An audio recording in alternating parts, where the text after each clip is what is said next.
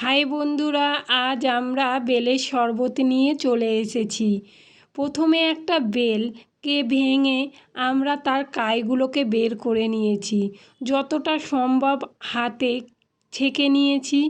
এরপর ভালো করে ছাঁকনি দিয়ে একটু একটু দিয়ে পুরো বেলের শরবতটাকে আমরা ছেঁকে নিচ্ছি।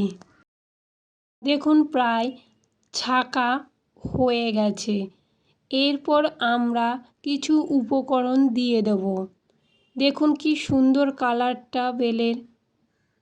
এরপর আমরা প্রথমেই চিনি দিয়ে দেব। আপনারা মিষ্টি অনুযায়ী চিনি দিয়ে দেবেন। আমরা একটু মিষ্টিটা কম খাই, তাই অল্পই চিনিটা দিলাম। এরপর আমরা চামচ দিয়ে গুলিয়ে নেব। এরপরে এপিট ওপিট করে চিনিটাকে ভালো করে গুলিয়ে নেব। তারপরে 3টে কাচের গ্লাসে আমরা শরবতগুলোকে ঢেলে নেব। দেখুন কত সুন্দর হয়েছে কালারটা। এবার আমরা প্রথমে অল্প পরিমাণ করে নুন দিয়ে দেব। এরপর আমরা লেবু দেব। দেখছেন কিভাবে দিচ্ছি, সেই অনুযায়ী একটা গোটা লেবু এক চির করে দিয়ে দেব।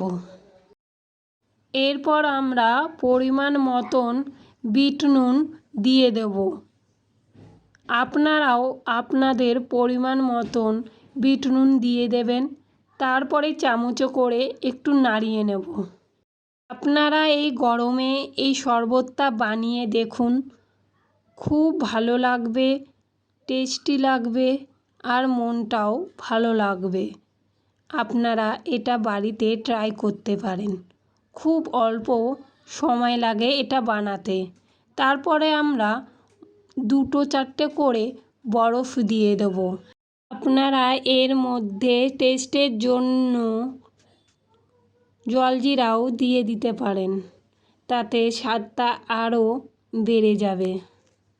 রেডি হয়ে গেল আজকে বেলের শরবত। এইভাবেই আপনারা বাড়িতে ট্রাই করে দেখুন, বানিয়ে দেখুন, দেখবেন খেতে খুব ভালো লাগবে। ভালো লাগলে বন্ধুরা আমার চ্যানেলটিকে সাবস্ক্রাইব করবেন, লাইক করবেন। ধন্যবাদ।